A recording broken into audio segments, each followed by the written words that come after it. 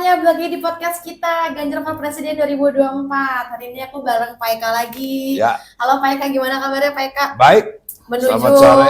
pemilu 2 hari lagi nih ya, Ya, Pak, ya, tanggal 14 Februari. Sekarang aku kan lagi di masa tenang nih kita nih ya Pak ya. Ya. Di pemilu ini udah lewat 2 hari masa tenangnya. Selama masa tenang ini aku mau ngobrol-ngobrol santai aja sama Pak Eka. Mau nanya-nanya tentang perjalanan dari awalnya di GP8 nih Pak sampai kemarin di Tasik. Itu udah seperti apa sih Pak tantangannya, suka sedihnya? Boleh diceritain dong Pak Eka nih. Ya, terima kasih. Saya kira berangkat dari sebuah rasa kebangsaan ya dan lebih didasari oleh sikap moralitas sebetulnya. Betul. Yang namanya juga relawan ya, bahwa kita tidak punya sebuah interest khusus, lalu berangan-angan ingin jadi apa, jadi itu kan tidak ya. Tetapi memang sebuah pilihan ya, dan kebetulan ini klop gitu dengan teman-teman se-Indonesia, terutama yang yang mengambil inisiatif dari Pulau Dewata dan teman-teman dari Jawa Tengah, lalu ada yang motor-motornya ya, lalu dari Jawa Timur, kemudian juga dari Sumatera Utara, dan saya menangkap bahwa dari namanya saja kan tegas ya. Betul. Jadi DGB 8 gitu, dukung Ganjar Pranowo Presiden ke-8. Memang agak unik ya. Betul. Kalau biasanya ada nama-nama sumir begitu, apalah. Kalau ini tegas gitu. Jadi memang dari awalnya dan ternyata memang dari sejarahnya itu dia membentuk sebuah komunitas dari dulur Ganjar sampai ke akhirnya berbentuk sebuah kelembagaan yang formal. Nah di Jawa Barat kebetulan saya diminta ya, saya kira istilah orang Sunda mau mobok mengigorowong ya. Memang kita mau mengarah ke sana dan ada yang mengajak ya klop ya, dan kita bergerak mulai pengangkatan. Saya diminta untuk menggerakkanlah di Jawa Barat, dan saya juga tidak melihat lagi strata karena pernah jadi anggota dewan lah enggak, kita los aja nurani ya, hati nurani. Yang penting kan memang mengarah untuk berjuang untuk memenangkan Pak Ganjar lah, kira-kira seperti itu. Nah diawali memang di Jawa Barat sendiri formalnya kan ada pengukuhan provinsi dan kabupaten ya, lalu juga sekaligus Rapimnas waktu itu, Rapimnas pertama DGP8 dari Jawa Barat, yang dihadiri juga oleh Ketua TKRPP yang waktu itu baru 1 minggu atau beberapa hari ada pengukuhan TKRPP ya, Pak Ahmad Basarah ke tempat kami ya. Dan dari situ kita bergerak membentuk kepengurusan di Jawa Barat ya, walaupun tidak keseluruhan. Lalu ada Rapimwil, mungkin sudah ketiga kali ya Rapimwil, dan terus kita melakukan sebuah pemetaan politik, membuat rencana strategi, lalu kemudian menyusun langkah-langkah, dan juga simpul-simpul terutama pendekatan komunitas. Sebab kalau kewilayahan kan ada partai ya. Di samping kita juga mengkonsolidasikan diri ya, kita juga berinteraksi dan berkomunikasi dengan relawan yang lain tentunya dan ada ya komunikasi saling ya, bahkan ada sekber waktu itu Serikat Bersama relawan di Jawa Barat, dan banyak waktu itu pesertanya sampai ratusan begitu, dan kita adakan konsolidasi dan juga hubungan dengan partai pendukung dan pengusung.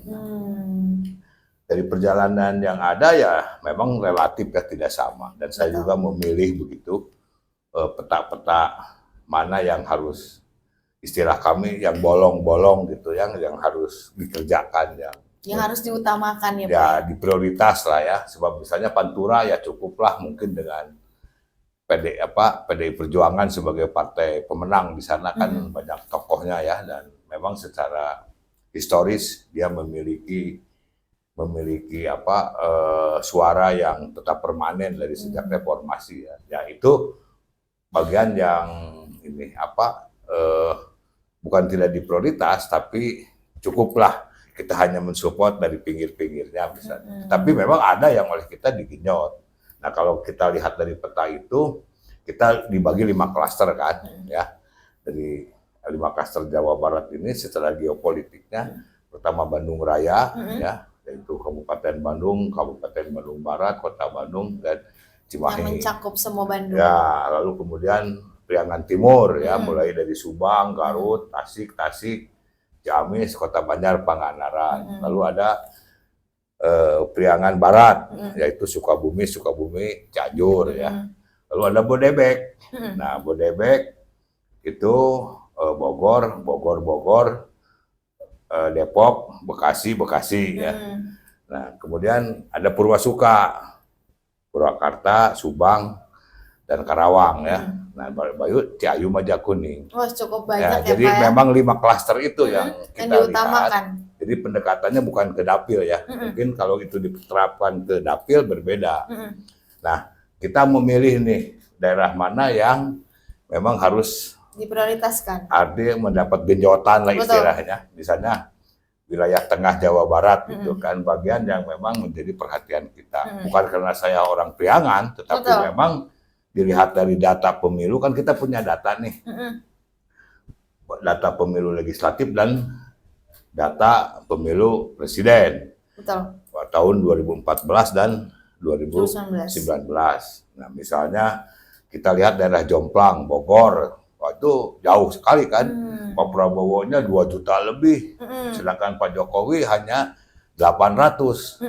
Nah, lalu kemudian Sukabumi, kabupaten terutama, ya, Pak Prabowo-nya 1 juta lebih, sedangkan Pak Jokowi hanya sekian, hanya 400. Kan jauh, jomplang, ya. Jauh sekali. Ya, iya, itu yang, nah, walaupun kita tahu pertanyaannya, apakah orang yang memilih Pak Prabowo yang 2 juta lebih di Bogor sekarang semuanya ke Pak Prabowo, atau apakah yang memilih Pak Jokowi juga? Nah, kita lihat kan waktu itu terpecahkan oleh pembagian dari partai pendukung, ya. Oleh karena itu data legislatifnya juga kita lihat. Nah, dalam konteks ini makanya ada 2 pola pendekatan kita ke wilayahan dan juga ada kita pendekatan ke komunitas. Nah, kami terakhir lebih kepada komunitas, sebab kewilayahan itu kan ada wilayah partai, pendekatannya dapil, termasuk mungkin pengamanan.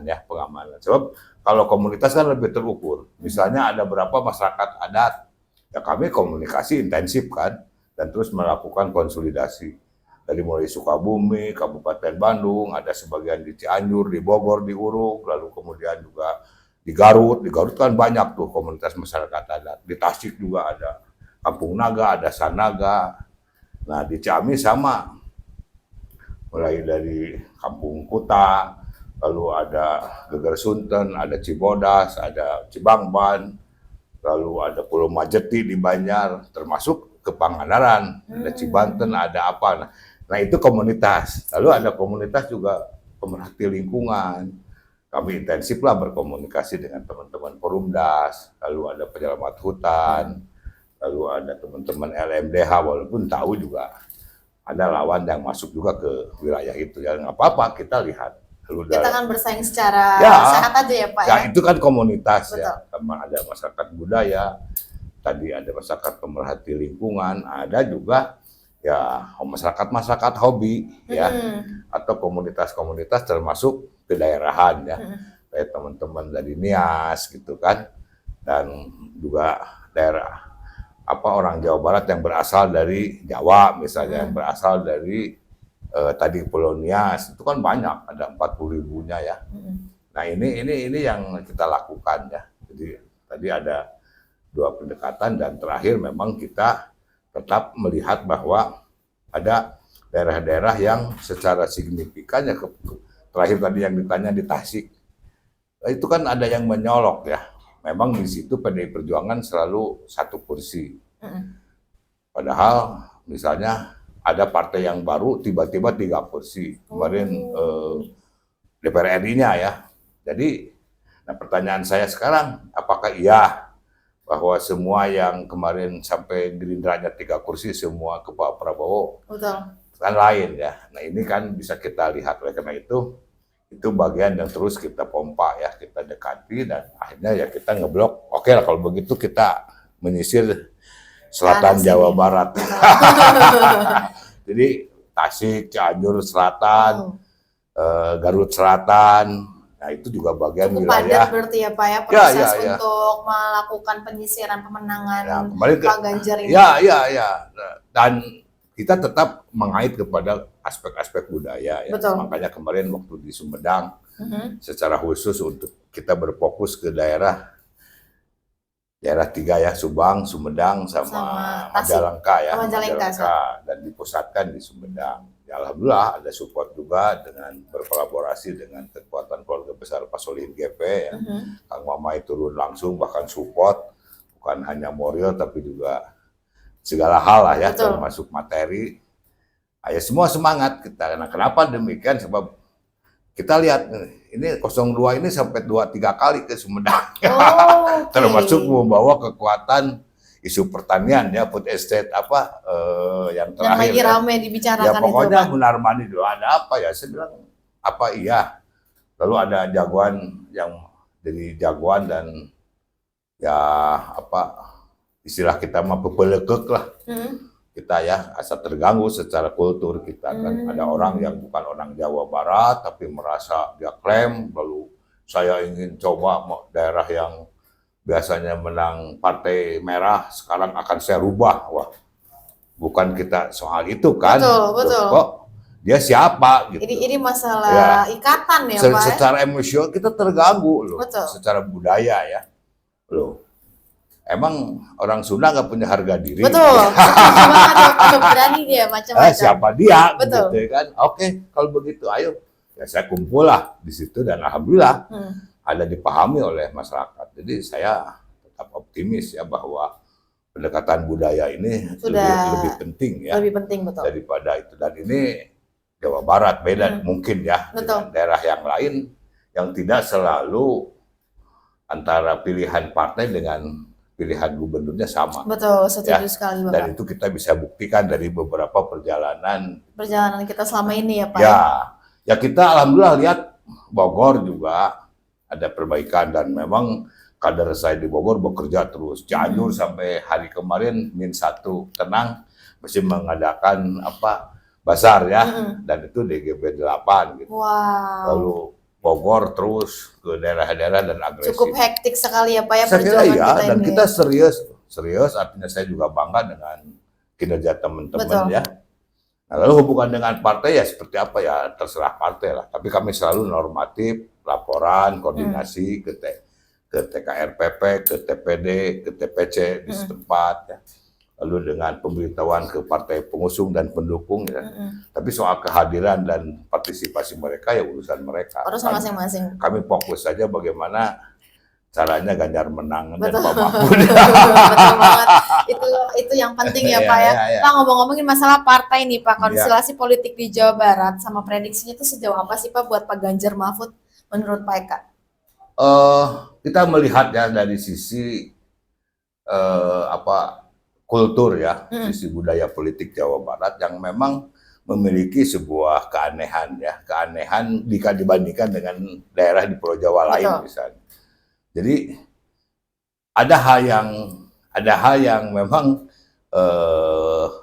ruang-ruang kosong yang faktor figur ini sangat berpengaruh. Jadi misalnya kita lihat kalau kita lihat dari data pemilu misalnya, ini kan dibagi tiga pemilih ya. Betul. 3 calon ya. 3 calon. Nah akumulasinya kan calon 1 adanya di Nasdem, PKS, lalu kemudian ada di mana satu lagi Nasdem, PKS, motornya kan PKB ya. Nah kalau kita akumulasikan ini ada 6 juta ya, 6 juta suara kan. Betul. Dari hasil pilegnya 2019. Lalu nomor 2, wah ini nomor 2, ini belum apa-apa sudah 12 juta loh. Wow. Coba lihat angkanya. Ini saya lihat sih Pak, cukup tinggi ya. Cukup tinggi. Di situ ada Golkar, ada Gerindra, Demokrat, Gerindra kan pemenang 2019 ya 4 jutaan. Golkar ada 2 juta sekian. Lalu Ada PAN, PAN 1 PBB, juta sekian, lalu ada PSI dan Garuda. Ya katakanlah PSI masih di bawah 500 kan di Jawa Barat. Ya, tapi akumulasi kekuatan itu cukup cukup mendobrak sih, cukup ya, signifikan kan, betul. di atas 10 juta kalau melihat dari hasil pemilu 2019. Betul. Nah kalau kita lihat nomor 3 itu kan PDI Perjuangan 3,5 juta, lalu P3 1,2 juta, lalu ada Hanura 260-an, dan Perindo ya, di Perindo 695. 600 sekian ya. Ya mudah-mudahan Perindo ini akan naik ya. Betul. Nah, kalau lihat dari situ kita paling kecil loh.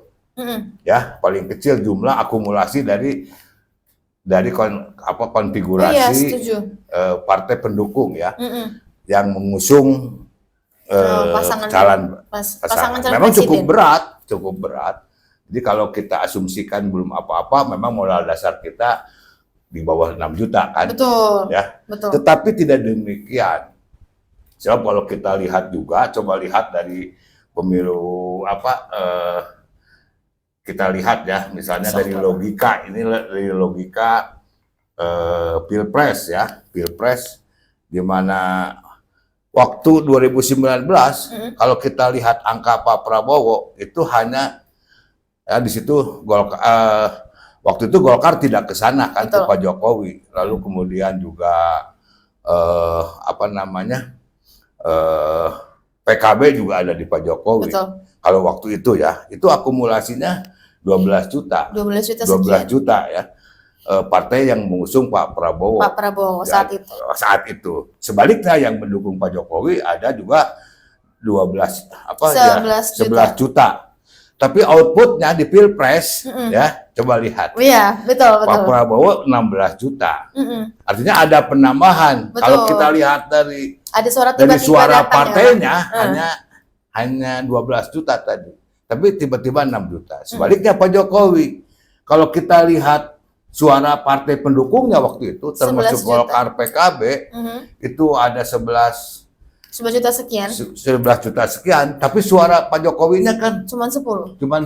Artinya beda. Ada kecurangan di sini berarti. Bukan kecurangan. Jadi tidak semua orang yang memilih partai pendukung Pak Jokowi waktu itu semua memilih Pak Jokowi. Makanya contoh ekstrim kan Sukabumi. Saya selalu melihat. Saya waktu bupatinya kan dari Golkar waktu itu. Ya, kok jomplang begitu. Padahal waktu itu Golkar adalah pendukung pasangan Pak Jokowi 2019. Tapi hasilnya kenapa tidak demikian? Ya. Lalu misalnya kita lihat lagi yang ekstrim Majalengka, selalu partai PDI Perjuangan menang, tapi kan Pilpresnya tidak pernah menang. Betul. Baik 2014 maupun 2019. Ya, yang konsisten di situ Subang, lalu Cirebon, Indramayu, Cirebon tetap bagus, justru Pangandaran, Banjar yang Golkar menang justru menang Pak Jokowi di situ. Nah, jadi beda cara melihat partai dengan melihat figur ya, melihat figur. Nah, saya dari awal sudah mengatakan bahwa Pak Ganjar ini sosok yang bisa diterima oleh kriteria dasar secara kultur. Setuju sekali, secara kultur ya. Pertama ya yang disebut bahwa pemimpin itu harus ada gogog, ada tagog. Iya. Artinya Pak harus bagus bicara, tegas, lugas, dan ganteng. Betul. Gogog itu, tagog ini kan penampilan. Betul. Nah, Pak Ganjar ini memenuhi semuanya. Ya, memenuhi kriteria itu. Terus harus tegas, nyantri, katanya. Ya, nyantri itu harus berbasis agama lah. Dia orang taat beribadah. Lalu kemudian harus nyakola, seorang intelektual. Pak Ganjar ya bukan soal S2-nya, tapi memang dia ketua alumni UGM ya, sudah 2 periode. Betul. Dan itu yang kita jual, ya, yang kita sampaikan. Lalu ketiga harus Nyunda. Nyunda apa tuh Pak? Nyunda. Berbudaya. Ya, orang budaya. Betul. Artinya Nyunda ini dia paham budaya. Ya. Dan kebetulan nama Ganjar kan banyak juga di Jawa Barat. Betul. Kadang-kadang saya bilang, oh ya itu turunan Galuh. Namanya G. Ini menak Sunda dari daerah Galuh. Lalu ada juga ya harus Nyantika. Nah ini memberikan optimisme ya, optimisme dan saya lihat orang Jawa Barat, maaf ya, lebih bisa menerima Pak Ganjar daripada yang lain. Pak Jokowi. Oke. Ya, itu bedanya. Jadi nggak usah khawatir dengan angka-angka yang seperti ini yang tadi ya dari partai pengusung pendukung. Saya ditambah Pak Mahfud, ya karena Jawa Barat ini kan terkena religi lah ya, Islamnya kuat. Ya, Pak Mahfud ya buktinya kan Cipasung tegas kan.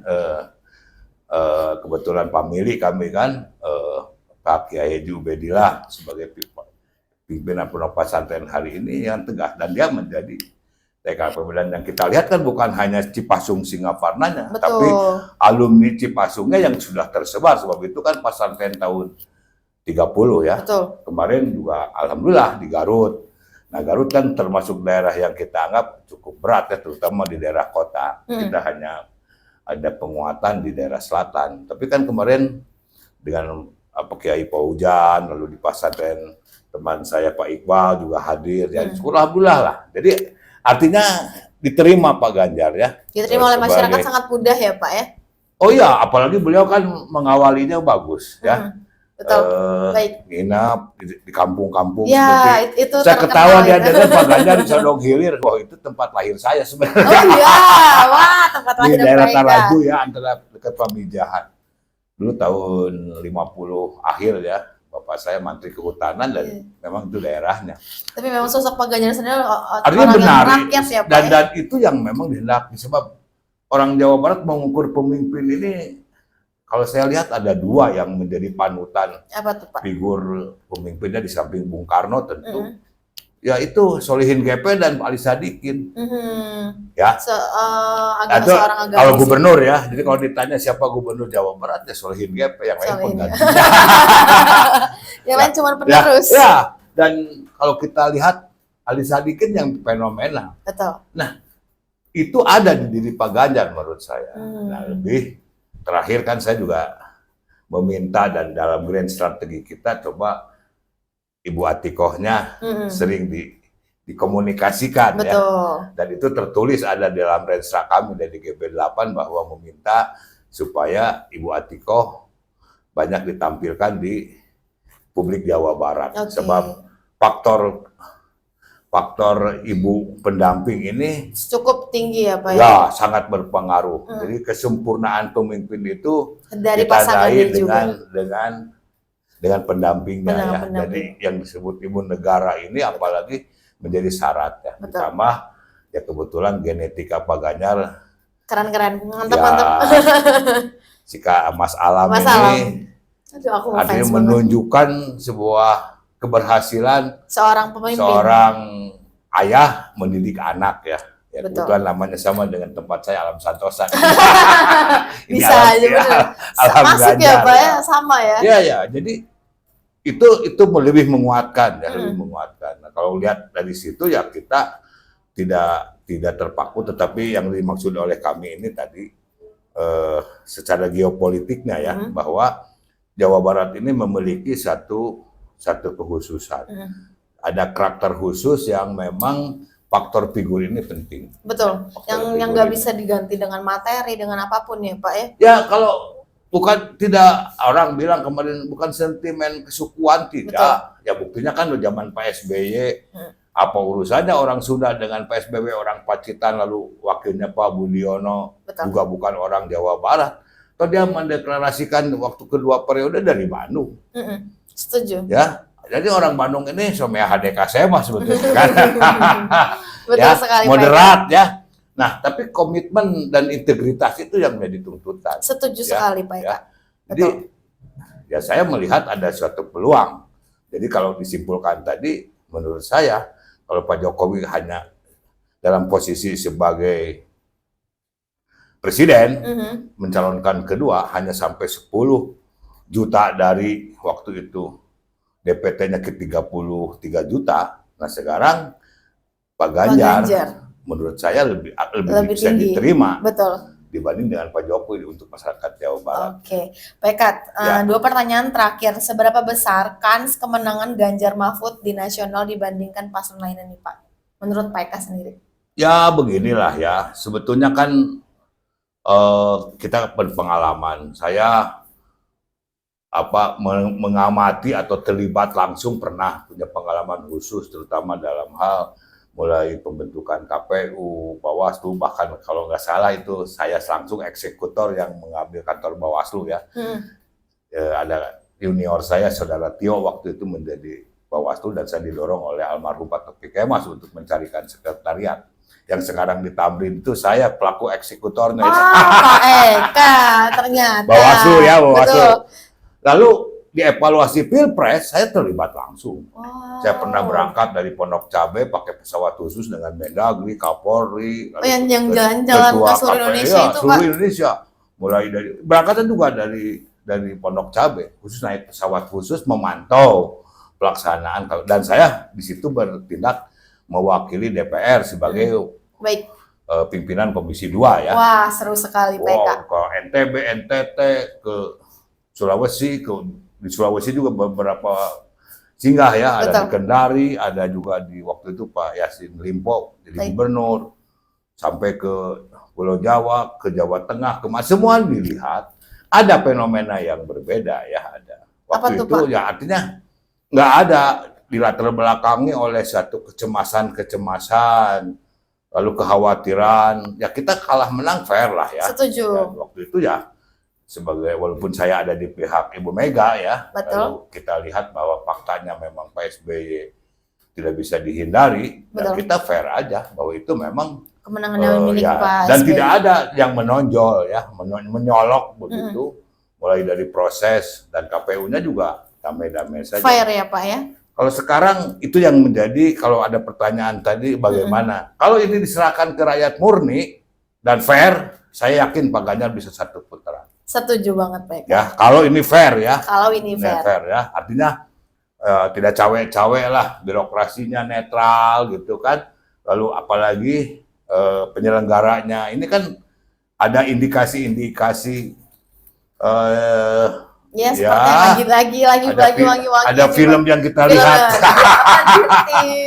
Ada keterangan Ibu Koni yang mencemaskan, lalu ada pengakuan jujur dari mantan Gubernur Lemhanas. Wah. Ini kan berindikasi. Jadi kalau tanya kecurangan itu ya Pak ya? Kalau ini fair dan tidak ada masalah, saya yakin. Apa PK ada pesan yang mau disampaikan nih Pak buat penyelenggara di pemilu yang 2 hari lagi? Ya, kalau saya katakan begini, jujur lah ya. Tadi kan saya udah berputar-putar tentang pengalaman sedikit. Bahwa pada dasarnya soal Pilpres ini adalah kita menjalankan sebuah konstitusi. Setuju sekali Pak. Dan kita sebagai masyarakat diperintahkan oleh undang-undang untuk menjalankan apa yang menjadi konstitusi tadi. Setuju sekali. Yang sudah menjadi komitmen nasional. Jangan hianati itu. Betul. Ya, siapapun ya. Siapapun. Nah ini masalahnya. Jadi saya tegaskan kenapa DGP 8 membentuk posko gerakan rakyat.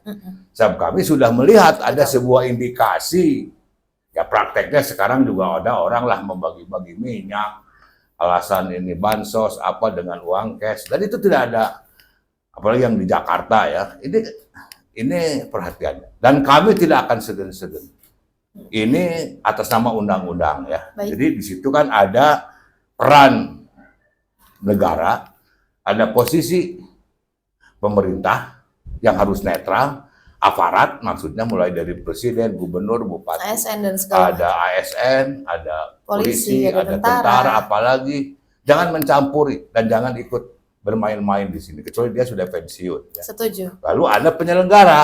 Nah, penyelenggara ini yang cukup ini ya Pak. Ya saya ya terus terang saja, tapi ini pun jangan menjadikan satu noda. Setuju dan sekali. Membawa dia ke penjara loh. Jangan hati-hati. Dan kita tidak akan segan-segan. Ketika ada satu perlakuan dan kelakuan atau perbuatan yang menyimpang dari aturan, kami sebagai relawan siap penjarakan. Ya untuk masuk untuk hukum, memproses ya, dan tidak akan segan-segan. So, ya kita ini penyelamatan bangsa kok. Setuju kita sekali. Akan bukan hanya kawan yang jadi presiden lalu kita tidak punya angan-angan dan impian. Jadi itu ini ingin negara ini baik kok. Murni baik untuk masyarakat. Apa yang disepakati, ayo kita ikuti rule-nya, kita tertib, ya, dan berjalan dengan segala kesukarelaan. Buat apa? Untuk apa? Ya untuk kita menjalankan komitmen kebangsaan, dan ini menjalankan konstitusi. Intinya Juberudil ya Pak ya? Ya Jujur, pokoknya lugas dan adil. Kembalilah ke posisi itu. Setuju. Saya pantau, dan ya kayak terakhir sekarang kan spanduk, lalu ini kantor kami didatangin, loh kamu itu yang di tempat umum, ini kan di halaman kantor saya. Kenapa menjadi prioritas? Itu yang di jalan-jalan nomor 2 saya bilang mesti terpampang. Kenapa nggak dicabut? Itu kan di tempat umum. Kalau ini di sekretariat kami kan wilayah kantor. Loh, apa maksudnya? Nah, kita mensikapi, memberitahu juga kepada dia bahwa janganlah bersikap seperti demikian. dendek topi istilahnya, berat sebelah ya. Apalagi nanti memain-mainkan angka. Kita ngerti kok. Jadi Ketua DGP 8 Jawa Barat sudah berpengalaman dan tahu bagaimana cara berhitung. Dan hati-hati, kita nggak akan segan-segan. Dia akan diproses secara hukum dan kita akan lakukan tindakan. Jangan kemudian dibiarkan masyarakat menjadi main hakim sendiri. Iya, setuju sekali Pak Eka, betul. Karena semakin panas ini kan, 2 hari lagi nih kita pemilu. Ya kita udah biasa kok bermain kalah menang. Setuju sekali. Ibu Mega waktu itu 2004 jadi presiden, kalah ya udahlah ya, memang kita sudah hal yang biasa ya Pak ya. 2008 maju lagi dengan Pak Prabowo waktu itu ya kalah ya kita terima. Betul. Ya bener nggak? Jadi nggak usah gimana-gimana. Tapi kalau ada main-main, nah ini ada indikasi ya, ada indikasi dan itu bisa ditunjukkan dari proses pelaksanaan wakil presiden misalnya, yang didramatisir dan dilanggar, menabrak sehingga ada istilah anak haram konstitusi, lalu ada ketidakkonsistenan ucapan presiden. Ya maaf lah kalau ngomong Pak Jokowi, kita juga yang menjadikannya kok ikut ya, sekecil apapun mulai dari 2004 sampai 2014 bahkan sebelumnya. Tanya tuh Bung Surya Paloh, ya saya kan sempat bergabung ke Nasdem dan bagaimana mengawali bahkan sebelum resmi didukung oleh partai politik, kita sudah mengkampanye dan saya udah pernah bicara langsung.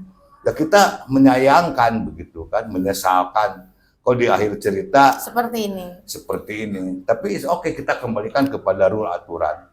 Ya.